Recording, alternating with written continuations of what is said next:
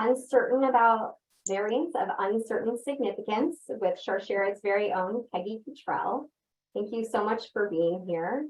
I want you to know that this idea actually came from a volunteer that I personally get to work with, who shared her own experience with the variants of uncertain significance and asked if Sharshera could choose this as our topic for our National Genetics webinar this year. So thanks to her, we are having this conversation, and I'm really looking forward to learning more alongside all of you. Before we begin, I have a few items to share. I want to thank our sponsors for this program, whose generosity allows us to continue to provide support and education to you. AstraZeneca, the Vassar Center for BRCA, the Max and Anna Barron, Ben and Sarah Barron, and Milton Barron Endowment Fund of the Jewish Community Foundation of Los Angeles, the Sigmund and Edith Blumenthal Memorial Fund, and the Centers for Disease Control and Prevention. This webinar is being recorded, and it will be posted on Sharshera's website along with the transcript. And as always, participant faces and names will not be in the recording. We did receive a number of questions tonight before today's program. Please know that we are going to have a Q&A, and we'll be starting the Q&A with the questions submitted, and then we'll open it up to the questions that have come into the chat. And feel free to submit a chat directly or a question directly to me at Sharshera in the chat if you want to share and ask that question anonymously. Now, Sharshera has been providing telehealth services to the breast and ovarian cancer community for more than 20 years. If you're not familiar with us, we are a national nonprofit cancer support organization, and we provide free mental health support, community education, and genetics conversations to people across the country. Please know that our services are completely free and available to you and your family should you be facing breast or ovarian cancer or increased hereditary risk for cancer. Now, the information we provide tonight is does not substitute as medical advice, and we are not performing any medical procedures. You should always use this information to diagnose. You should not use this information to diagnose or treat a health problem. Please always seek the advice of your physician or qualified health provider with any questions you may have regarding a medical condition. So now, before our wonderful genetic counselor, Peggy Cottrell, begins, we've asked one of our volunteer leaders here in California to share her story. Sari Abrams has been a peer supporter for Sharshera for over 20 years. She's one of our original peer supporters, and she sits on our California Community Advisory Committee. She's also the former co-chair of our committee. And if you participated in Pies for Prevention, you may have been lucky enough to taste one of Sari's pies here in Los Angeles, which are extremely delicious. So thank you, Sari, for sharing your story tonight, and I'm going to go ahead and spotlight. Hi, thank you, Jenna. And I am really honored to have been asked to share my genetic story, or perhaps we should say saga, with all of you today. When I was first diagnosed with breast cancer almost 30 years ago, nobody said anything about genetic testing because it wasn't something that was available or even really known. By the time I was diagnosed the second time, almost 4 years later, testing was available for the 3, quote, Ashkenazi mutations that have been found to be associated with breast cancer. And even though insurance did not yet cover the cost of that testing, that's how long ago it was, I did have the testing and found that I did not have any of those 3 mutations. A number of years later, my oncologist began a discussion with me about having my ovaries removed prophylactically because of my elevated risk of having ovarian cancer with my history of breast cancer.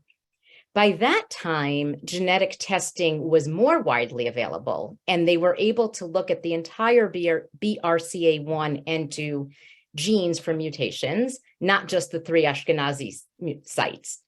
My doctor and I decided that I should get that more extensive testing done, and the result indicated that I had a variant of uncertain or unknown significance, which was probably the least helpful response I could have received.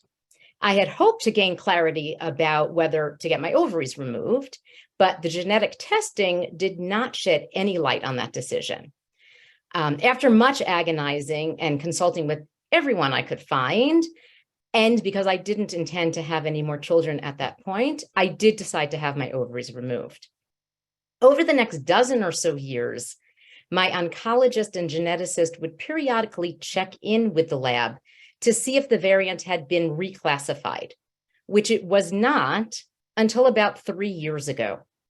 At that time, the geneticist called me to tell me she had just been informed that my BRCA1 mutation had been reclassified as significant or pathogenic. This information did not really change anything for me, as I had already had several prophylactic surgeries and had been undergoing regular screenings for other cancers that I am at risk for getting. However, it was now time for me to discuss with my siblings and my children the advisability of their getting tested for BRCA mutations. One of my children recently found out that he does have the same mutation as I do, and the genetic saga continues.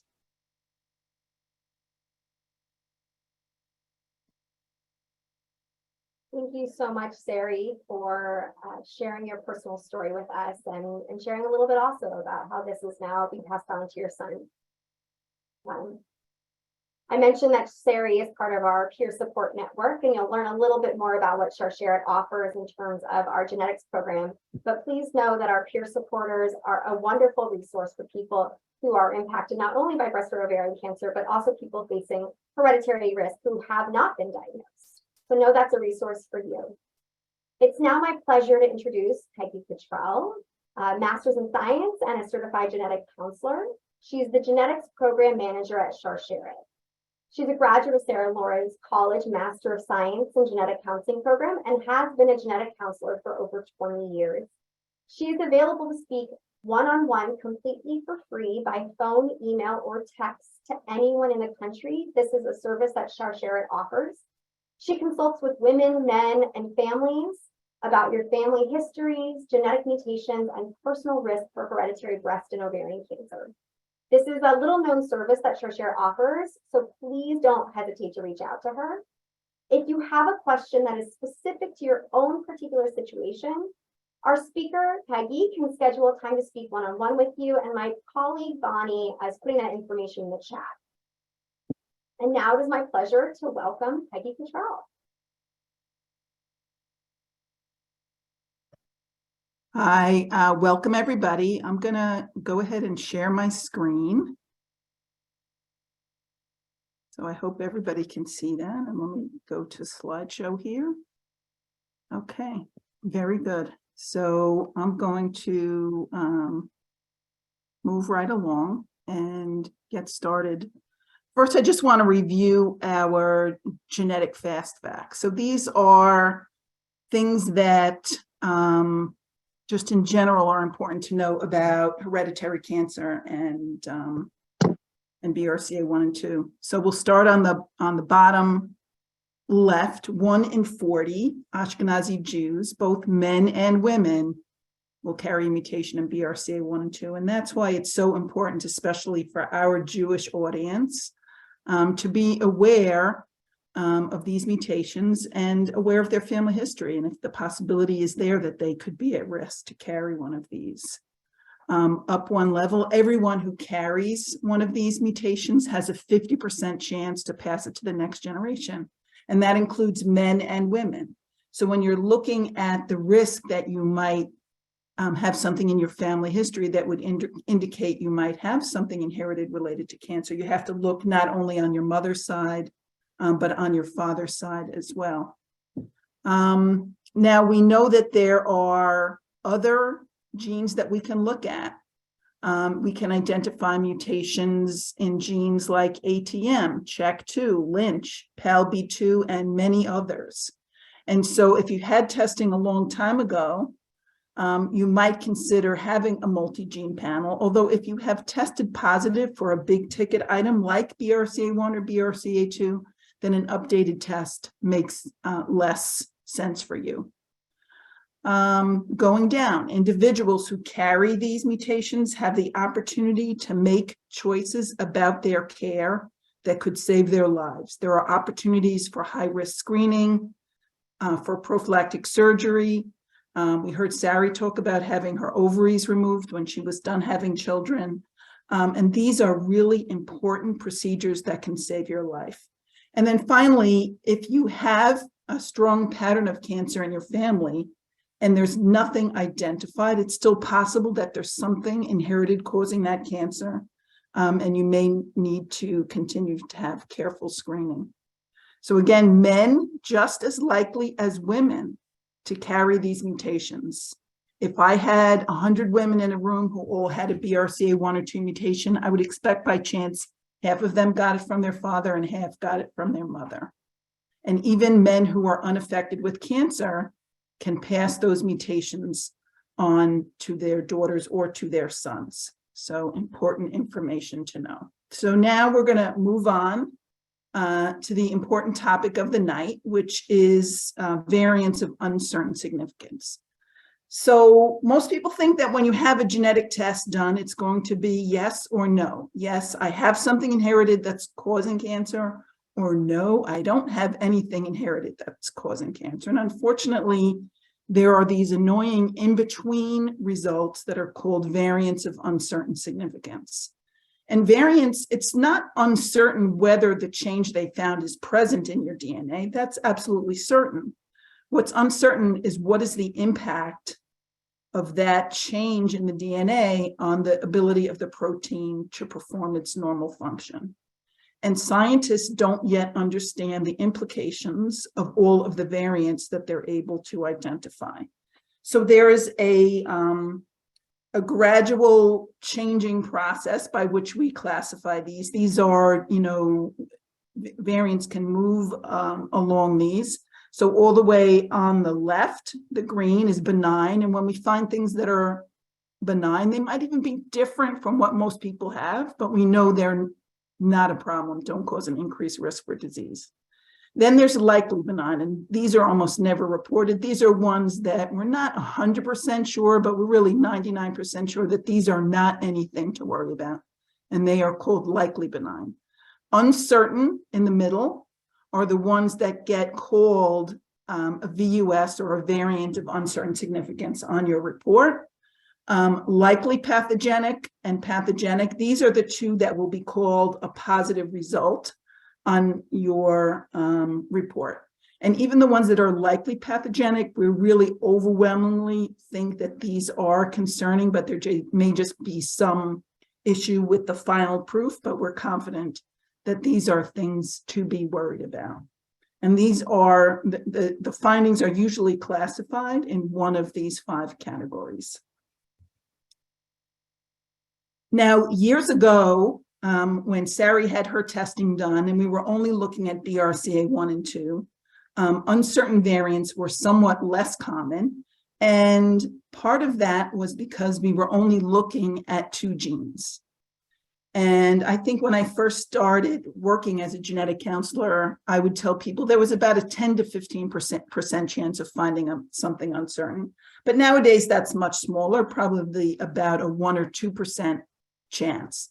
But because the testing that we do nowadays involves a panel test where people may be having as many as 60 or 80 genes tested, the chance to find something uncertain is much, much higher. And that's because of the number of genes we are looking at. And there is also a higher chance to find something uncertain if you are from a less common, or at least less common among people who have been tested in the United States, ethnic group. And so for people who have African, Asian, other ancestries, having uncertain variants are a little more common than they are compared to non-Hispanic white people. And that just has to do with the people who have been tested in the country. And those have overwhelmingly been, over the years, Caucasian. More and more people of color are being tested. And so those uncertain variants are being reclassified as well. So how many variants are there? And so I took these numbers about a month ago, so they are probably different now if you looked on the webpage where I found these. There is a website called ClinVar, and ClinVar is a huge database filled with variants. And all kinds of genes are there, not just cancer genes, genes that are related to other conditions. And when labs find variations, they often make a deposit in essence in this database so that other labs can see what variants have been found and how they have been classified by different labs. And so this is data from BRCA1 and BRCA2. So I'm going to start at the bottom where you see pathogenic and likely pathogenic. And these show you the hundreds to thousands of different unique mutations there are that are concerning. And then we're going to the middle where we see uncertain significance. So we see thousands of variants of uncertain significance have been identified in these genes. Again, the likely benign, still very high, benign. And the most troubling category, the one that I always go to take a look, is conflicting interpretations. And this means that not every lab calls these variants exactly the same. And so what sometimes can happen in families is one family member goes and has a test with one lab and finds they have a likely pathogenic change, and another family member who has the exact same change is told that they have an uncertain variant. And that's because different labs are interpreting these results differently. And that's one of the problems that we can come to. Now, this is a public database. You're welcome to take a look at it. You can find it if you Google ClinVar. It's terribly complicated, but public. So how do we interpret these uncertain variants, and how do we know what kind of advice to give people? So the bottom line is, I once had someone say to me when they had an uncertain variant, they said, well, I know you're telling me you don't know what this means, but my doctor is going to know what this means, right? No. When these things are uncertain, it means that the smartest people out there don't know how to make this call. And we're not sure. And so can I, a lowly genetic counselor, tell you what this means? No, the bottom line is that I'm going to have to tell you, yes, it's uncertain. But sometimes there are things that we can look at that can help us figure out if it's really something to worry about, or maybe it's less likely to be something to worry about. So one of the most important things to do when I'm trying to figure out how important a variant is to take a look at someone's family tree. And what I want to look for is, if you have an uncertain variant in BRCA1, do you have cancers in your family that go along with BRCA1? And is the variant perhaps tracking with those cancers? And in fact, that's one of the important ways that labs figure out if these variants are important or not. So if they see that an uncertain variant is tracking with the cancer that's associated with that particular gene, then that begins to be evidence that it's something important. And when there's statistically enough evidence, that can be when the lab reclassifies it. So I want to look and see, is there evidence that this is something to be worried about? Now, if you have an uncertain variant in a gene that causes a cancer that's not at all in your family, that doesn't prove that it isn't something to worry about, but it makes me less concerned than it would be otherwise. And the other thing, the important thing that I do also when someone tells me they have an uncertain variant is determine if there are any conflicting interpretations amongst different labs. So I will go to ClinVar and just try to look and see, are some of the labs calling this uncertain, but others are saying it's a mutation? Or perhaps some are saying it's uncertain, but others are calling it likely benign.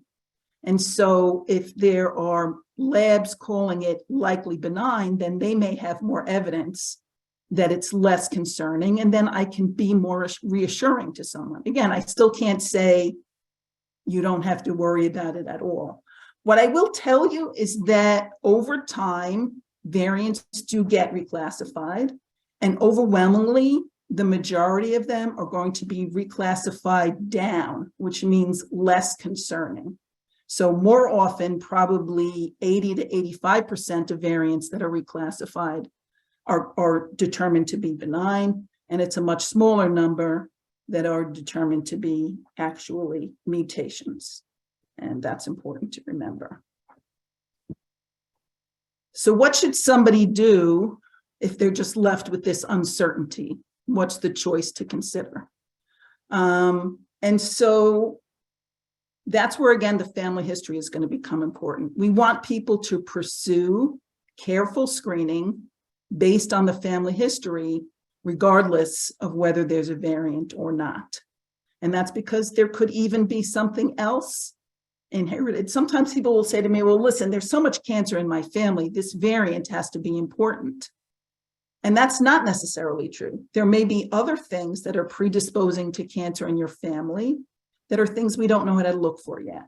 And so we don't want to blame the variant when that may actually have nothing to do with the cancer in the family. It's really important when people are, when people have a mutation in their family that's pathogenic, that other family members be tested and find if they have it as well. And then we know how to take care of those family members. But it's not necessarily helpful to test family members who are unaffected when we're talking about an uncertain variant, because finding the uncertain variant doesn't help us know how to take care of people. It can make sense to look for the uncertain variant in family members who are affected, but not necessarily in family members who are unaffected. It will not be helpful. Sometimes we recommend avoiding prophylactic surgery based on just something uncertain. But what I have to tell you is, especially related to the story that Sari told us, because with ovarian cancer, there really isn't any good screening. Once someone is done having kids, and especially if they've already been through menopause, it's not a bad idea if you have an uncertain variant in something like especially BRCA1, to talk to your doctor to determine whether it might make sense for you to consider that prophylactic surgery. But what we likely wouldn't recommend would be a prophylactic bilateral mastectomy just based on an uncertain variant.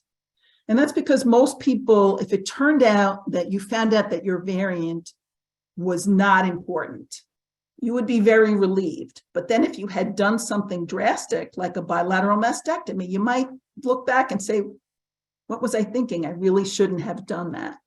Whereas if you just had a bunch of extra breast MRIs, which is what this picture is showing, most people are not going to regret that they had a little bit of extra screening that didn't identify anything.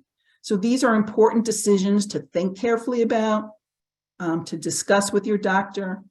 I've unfortunately over the years heard many stories of people who had what ended up being unnecessary surgery based on a variant that turned out to not be important. And again, these are hard decisions to make, but it's important to understand what you're making a decision on. And many people will make a decision not so much on the variant, but on the family history. So if someone has a strong pattern of cancer in their family and all they find is a variant, they may decide to have a prophylactic bilateral mastectomy, again, based on the family history, because there could be something else there that's causing the cancer in the family. So how does a variant get reclassified by the lab? So there are further studies that are done all the times by labs. Labs have an interest in trying to give you the most accurate information. Obviously, you saw the numbers of variants that there are, and it is very hard for there to be funding for thousands and thousands of variants that exist in the 100 or so genes that we know about that predispose to cancer. And so variants that are seen more commonly are more likely to be studied and eventually be reclassified because there is just going to be more information available. Some variants are more rare. And you may find, sometimes when I look up a variant, I can find out how common it is. And some of them are very, very rare. It might be the first time that that lab has seen that change. And that makes it a little bit less likely that it's going to be reclassified. But if you can provide the lab, and this is something you can do yourself to help move science forward. If you have an uncertain variant in your family, and there are several people with cancer who have been tested who also have the same variant, then you should let the lab that you had your testing with know this information. This is helpful information to them. And if you need help contacting them, you can speak to your doctor, to your genetic counselor, or call me at Sharsheret. That's something that I can absolutely help you get done. And then you are helping to move science forward. So there are a lot of other very fancy and sophisticated tools that labs are using to improve their ability to reclassify uncertain variants. And I watched a fascinating webinar this year about the use of artificial intelligence and machine learning that a certain lab is using in order to help reclassify variants. I will tell you that 90% of the webinar went totally over my head, but it was just very interesting what can be done. There are functional studies, and these are things where they try to produce a protein from the RNA of the variant and to see if it will work. It's hard to follow in somebody's body, but in a lab, they can try to do functional studies and determine if these variants seem to behave as the normal protein would. And finally, there are labs that do a specialized RNA testing to help find if there are variants somewhere in the non-coding region that can help to reduce the number of variants that are out there or to find mutations that might be harder to identify. So lots of good work is being done on reclassifying variants. Now, if the variant has been reclassified, will your lab contact you? And the answer is no. They are going to contact your healthcare provider. And the reason for that is to make sure that you get the information explained to you in an appropriate fashion.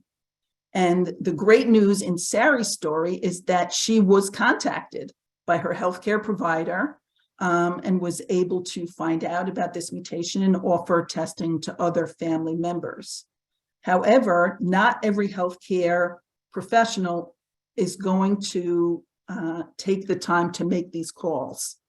Very often when doctors' offices order genetic testing, they will get these messages, but they might not understand the importance of calling out changes in uncertain variants. Sometimes I had the experience over the years when I would try to contact people that their variant had been reclassified. The people had moved and changed phone numbers or could possibly have passed away. I wouldn't have known that because I just couldn't find them. And so sometimes it's hard to get this information out to people, especially if this is 10 or 15 years after the original testing. And so it's really important, and this is another place where you can make a difference in terms of your own health. Find out who was the healthcare provider on your genetic test. And that should be written on the very top of the first page. And that's the person who ordered your testing. And that's the person who's going to be notified when your variant is reclassified, and make sure that that person knows how to reach out to you. And ask the office, if it's a doctor's office or if it's a genetic counselor, If my genetic variant is reclassified, will you be in touch with me?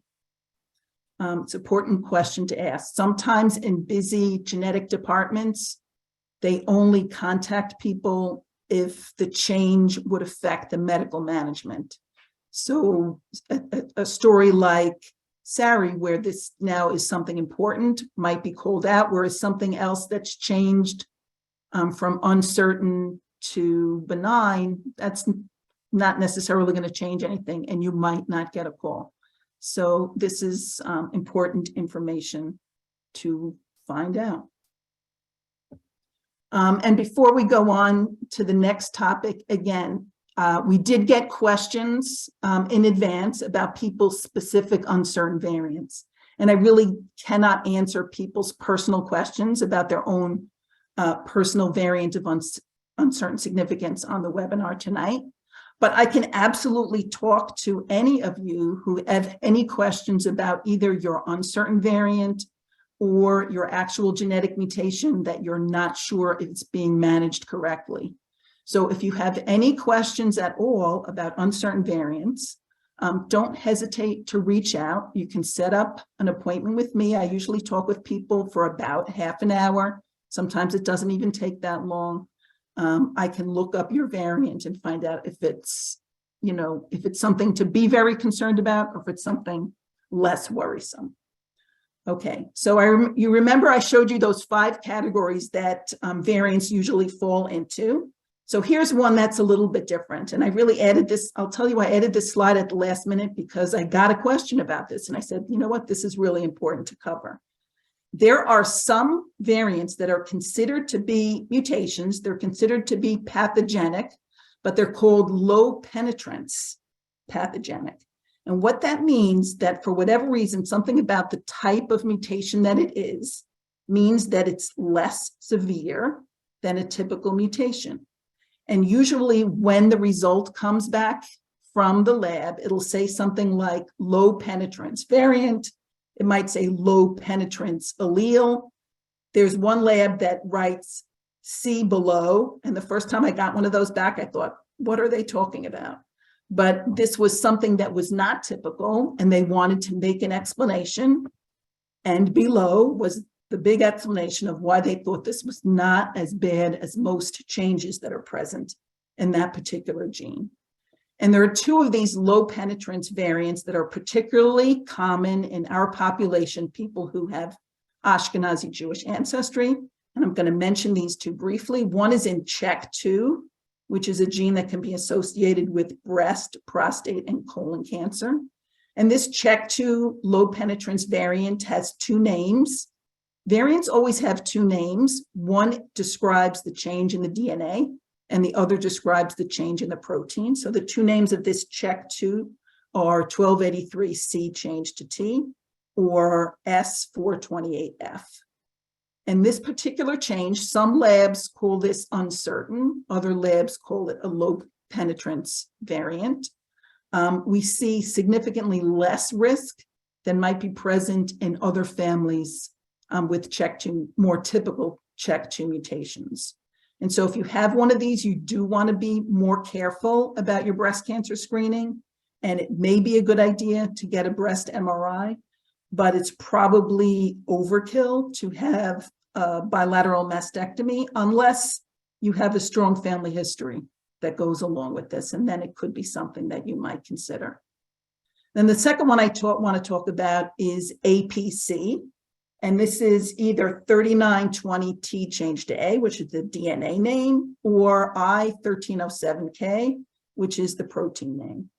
And this change is in a gene APC that is not, we don't see more commonly in people with Ashkenazi ancestry, but this particular change is very common in people who are Ashkenazi. I think about 5 to 6% of all Ashkenazi Jews will have this change. It's very common.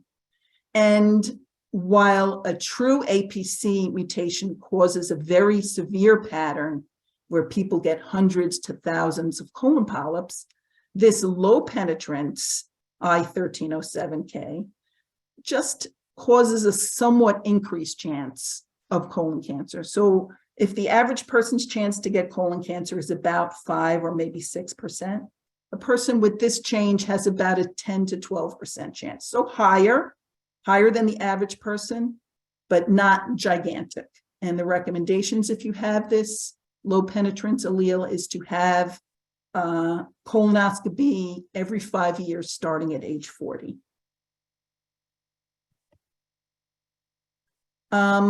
Updated testing. So people who may have been tested in the past, while you're looking at your result to see if you had a variant in BRCA1 and 2 or anything else, if you had testing more than 12 years ago, you may benefit from having an updated panel test.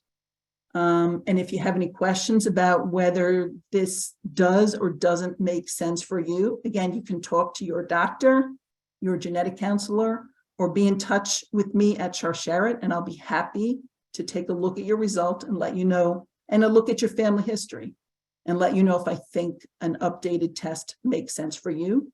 And we have options for low cost testing. And so generally it's not exceedingly expensive to get an updated test done. So a story from the news last year, and I think it was about a year ago that this story came out, and this is really a story about an uncertain variant.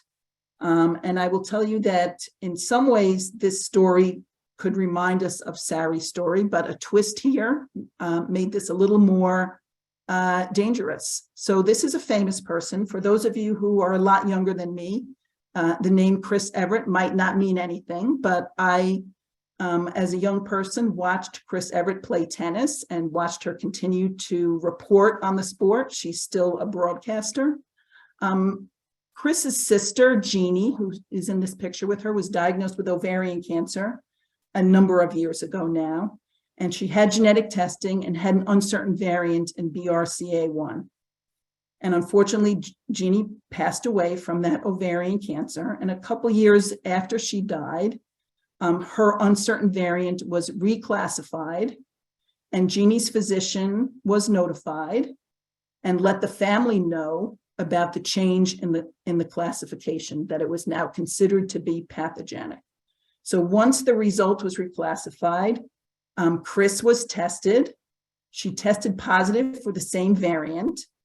Now she's in her, I want to say mid to late 60s. I don't remember her exact age, but not a youngster. But decided right away when she tested positive, she had seen what her sister went through. And she decided that she would have the risk reducing removal of her ovaries and tubes. And during that procedure was found to have ovarian cancer. Now, fortunately, the ovarian cancer was at an early stage. She didn't have any symptoms before the surgery. And this year she's undergone treatment and is doing very well. It's been fabulous of her to be public about this story. I will tell you that the first story that came out via ESPN last year around this time talked about the uncertain variant. Other stories have somehow said that originally her sister tested negative, but then it turned out it was positive. That would not have made sense, but the uncertain variant aspect of it absolutely makes sense. Obviously, I didn't call Chris and confirm the story with her, but I think this is makes more sense and was the way the story was reported originally by ESPN in the first story that came out.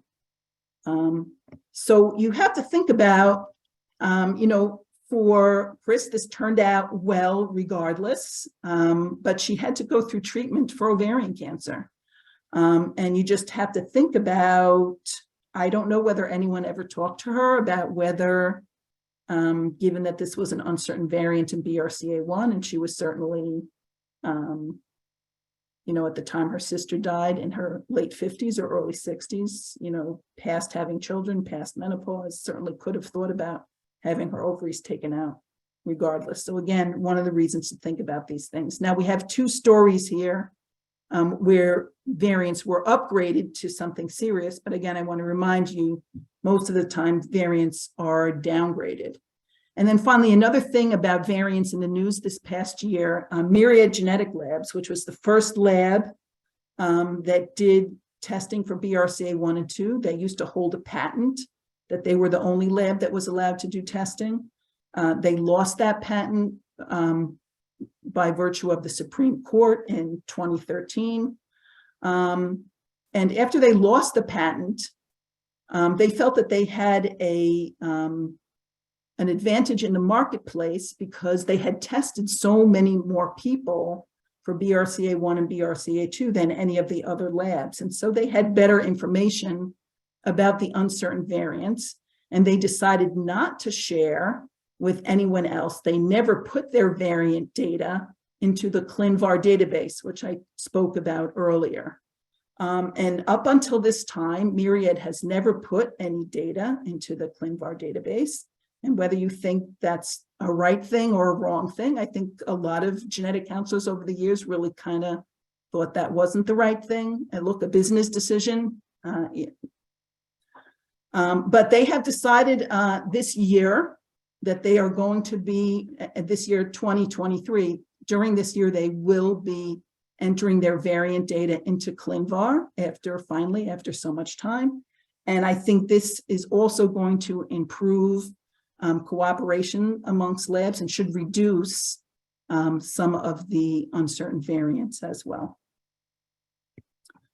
One more piece of news, which has nothing to do with uncertain variants, but which I could not help myself from sharing, is that there's starting to be evidence that pancreatic cancer screening can have a benefit for people at an increased risk to develop pancreatic cancer.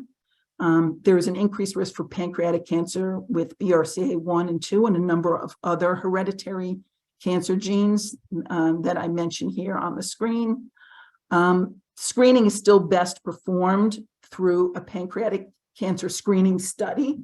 And if you're looking for studies, we have information on our website, or you can be in touch with me and I can help you find a place that may be somewhat near to your home if that's something you're interested in. The screening is not straightforward. It's not a simple blood test. It involves an MRCP, which is a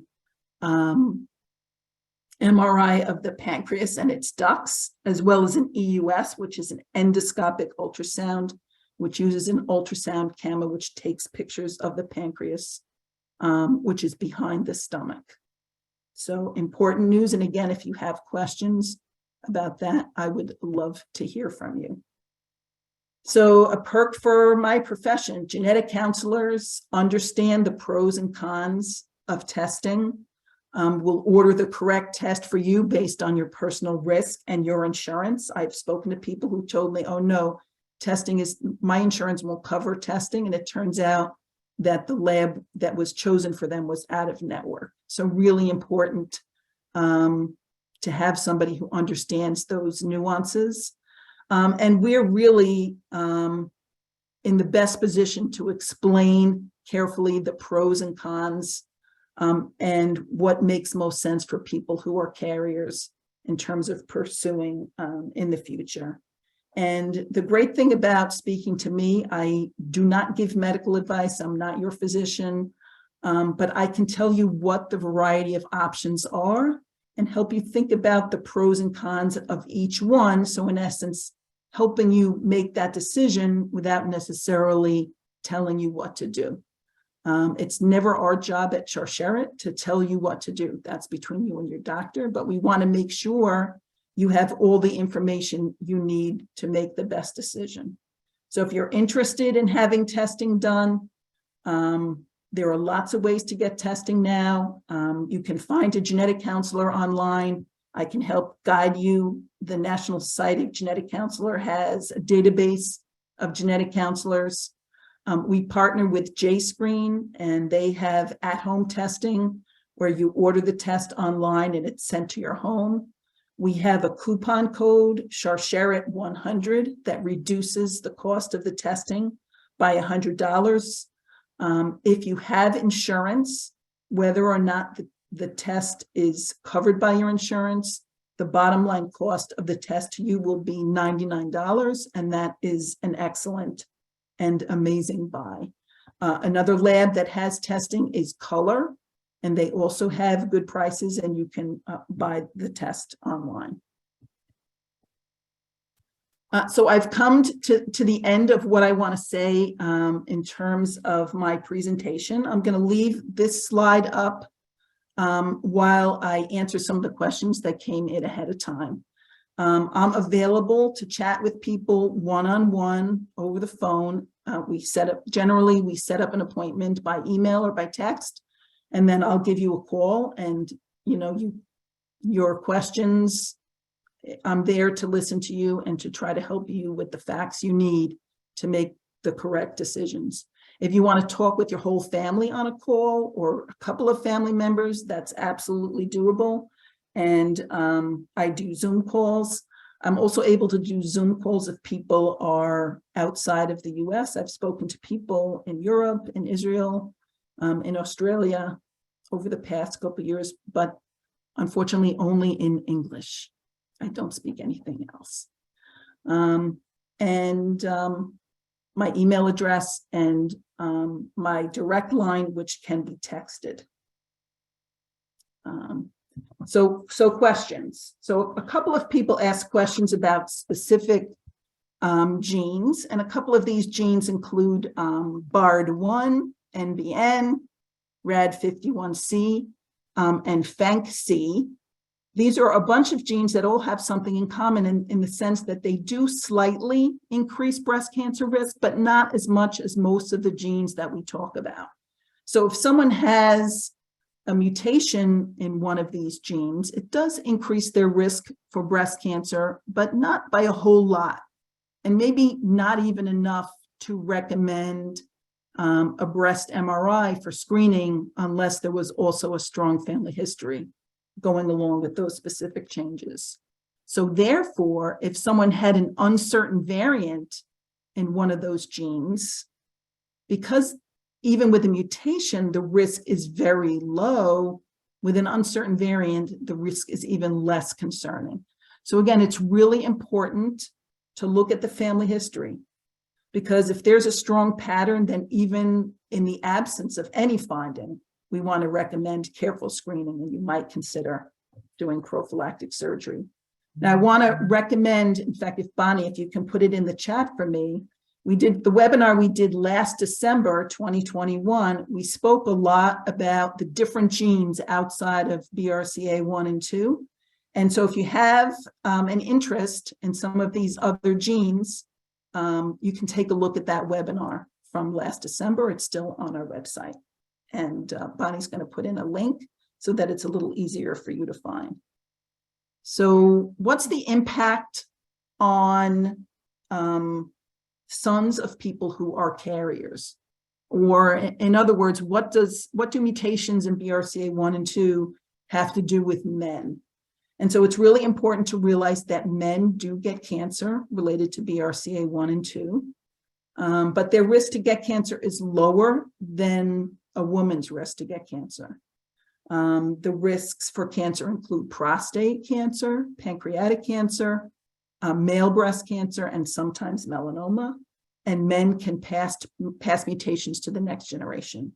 And again, I'm going to reference a webinar that we just did in November that was about the implications of BRCA1 and 2 and other hereditary cancers on men. And Bonnie is also going to put a copy of that link into the chat so that you can easily find that webinar. But again, it's on our webpage. Someone asked a question about ctDNA testing, which is testing that looks to see if there is tumor DNA in the blood, and wondering if these are things that we recommend that our callers consider doing. And I will tell you that these tests are relatively new. They haven't been approved enough to be covered by insurance yet, and they can be expensive. There are benefits possibly to finding cancer early, but there are also false positives. And so in making a decision about whether you want to have a test like this, it's really important to talk to your doctor about your specific situation and how much a test like this would be helpful. But we're going to be cautious about making any recommendation on those. There was a question about a connection between MSH6 or PMS2 mutations. These are mutations that are associated with Lynch syndrome. And there has been some thought that with these two particular Lynch syndrome mutations, there might be an association with breast cancer. But unfortunately, the evidence is still very mixed. And so what I would recommend to people who have this, again, it's MSH6 and PMS2. If someone has one of those Lynch mutations, then if you have a strong pattern of breast cancer in your family, absolutely consider a better screening. But otherwise, probably the regular breast cancer screening that's typically recommended is probably going to be enough. And then finally, what about somebody who has a close family member who has ovarian cancer, who died of ovarian cancer, and you yourself have a negative result? What does that mean? And this, again, is really hard. We know that there are things that predispose to cancer that we don't know how to look for. And so scientists estimate that people with a close relative who's had ovarian cancer may have a little bit of a higher risk to develop ovarian cancer than people in the general population. But that risk is probably not high enough to consider, recommending prophylactic surgery. And we still don't have a good screening test. We really, really need a good screening test for ovarian cancer. It's still not something that we have. So this is a hard question to answer. And the bottom line is it's important to have a conversation with your doctor and discuss there are pros and cons of having the ovaries and tubes taken out. And you can weigh those with your doctor and figure out if this is something that makes sense for you to do or not. But there really is not going to be one answer that fits all. This is going to be something that people will approach differently. So I'm going to stop sharing, and we'll see if it looks like there are questions in the chat. Do you want to? Yes, Peggy, I mean, so thorough, and I learned so much. So let's go to the chat. Peggy, can you tell us if JScreen or Color go to Canada? It's a very simple question to start with. You do a Yeah, so I know that JScreen does not test people in other countries, and that's because their system is set up where you need a US physician order to get the testing done. You don't need to have insurance. If you don't have insurance, you will have to pay more at JScreen, but you can still get the testing done without insurance. If you are looking to have the test done and you are in Canada or another country, you may be able to get testing at Invitae, and that's another lab. And if that's something you want to do, then you can set up an appointment with me and I can give you more details about how you can pursue that. Great. Yeah. My VUS was downgraded. Should I worry it will be upgraded in the future?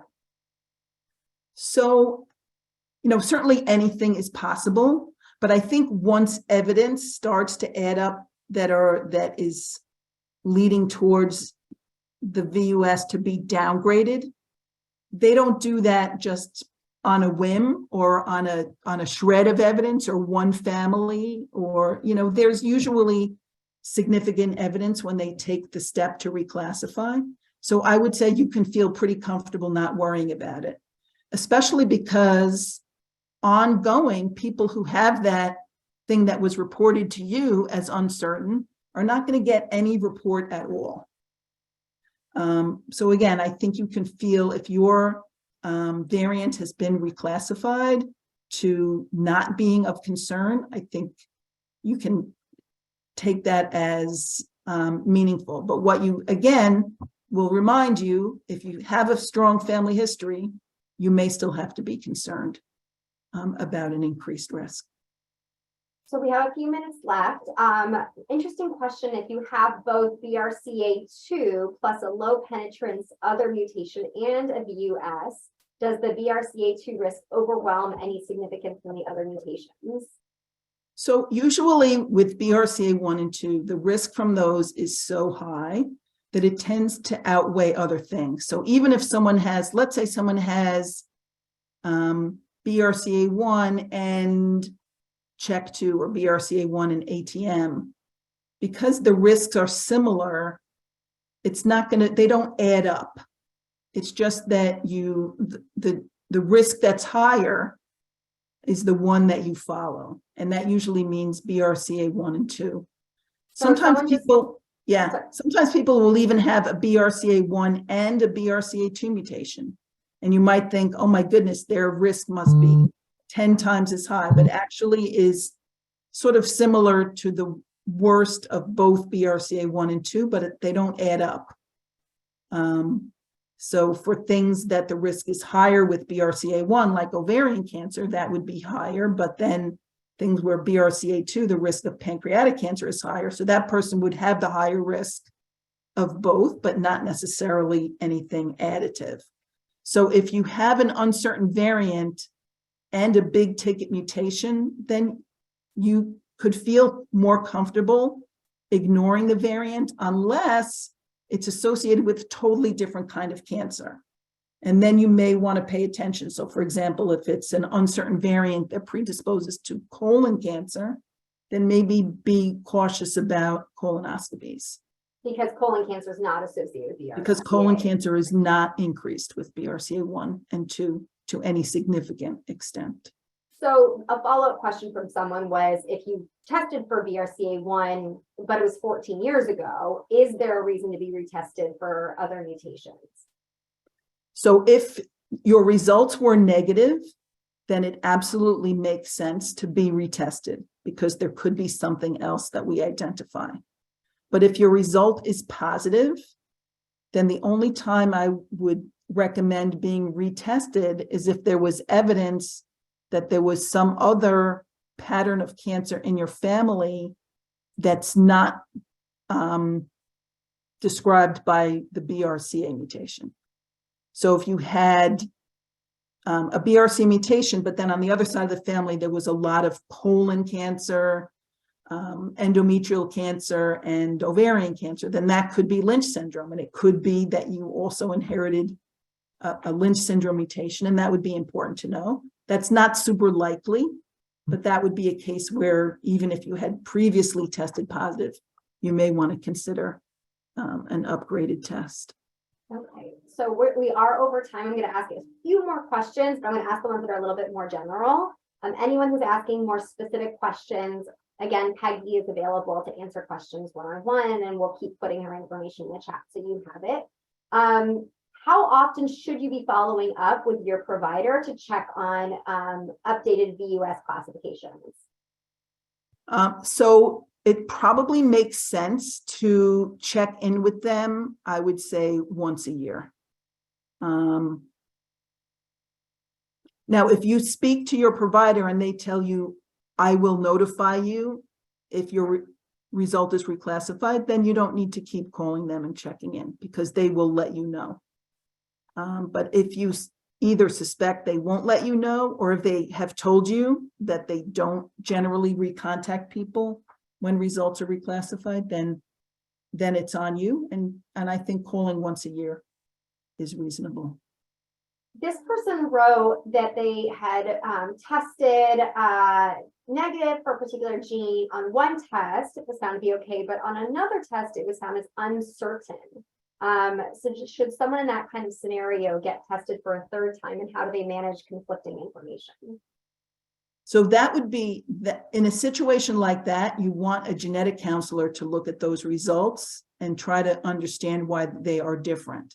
So is it a case of labs that have a conflicting interpretation, but it was the same thing that was found?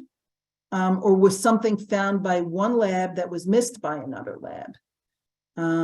And, you know, that's a complex question where you really need somebody to take a look at all of those results and try to put together exactly what's going on. Can you explain why it would have been missed and the importance of lab quality? Yeah, so even amongst the very high quality labs that do most of the testing in the United States, there can be certain labs that will find something that other labs can miss. There are labs, for example, that do RNA testing. And so when you have your sample drawn, and this kind of testing is not done with saliva, you can't get RNA out of saliva. But if you get an RNA test done, there are two different kinds of tubes that blood is drawn into. And one does a better job of preserving the RNA. And that test can sometimes find things that other labs miss. Now, that's not a case where the other labs are, are not doing a good job or are making a mistake. This is a lab that has an add-on that's able to find a few things that may be missed at other labs. But it's certainly really important if you're interested in finding out important information about your health, that you not go with sort of a fly-by-night or direct-to-consumer, but go with one of the top several labs that do most of the testing in the country. I generally tell people, and again, I don't want to criticize LabCorp or Quest because they are fantastic labs for what they do, but they're generally not good at genetic testing. Their genetic tests are not great. Some insurances will only cover testing through Quest or LabCorp, and that's not ideal. And that can be a case of poor quality. So, and obviously, things that are, ancestry related are not done in any way that are going to really be able to find the majority of mutations that are predisposing to disease. Those are really in a totally different category and are great for finding missing relatives and finding out if you actually have Native American ancestry or are you really 99.9% Ashkenazi and all those kind of interesting things. But if you're concerned about disease, make sure you talk to a genetics professional about the right place to have your testing done. Okay, Peggy, well, thank you so much for this presentation. I know there, like I mentioned, there were some more personal questions in the chat, so please reach out to Peggy.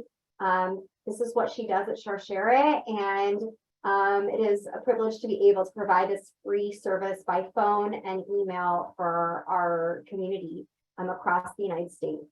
And Canada and Israel and the UK and all the other places where we know that you've answered questions from. So again, as we're wrapping up, we're going to put her contact information in the chat one more time. And as a reminder, our peer support program is also available to you if you're interested in connecting with other people who are facing hereditary risk for breast or ovarian cancer.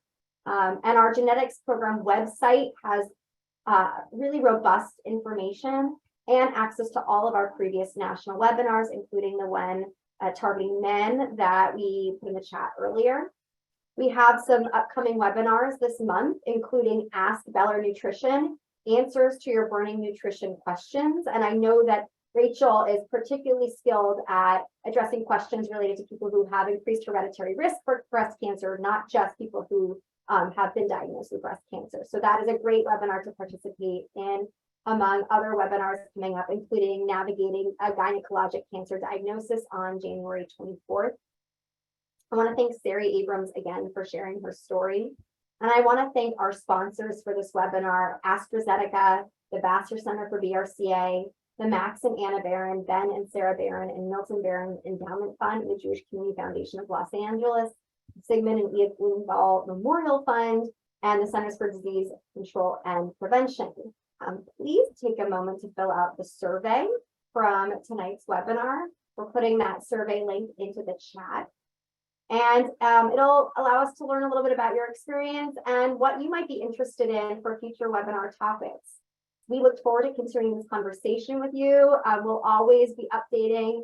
Every year we do an annual genetics webinar, so please stay on our listserv Contact us if you have any questions. And Sharsheret is also here to provide emotional support for you along your cancer journey. We know that this is not an easy topic, and we are here to hold your hand and provide support.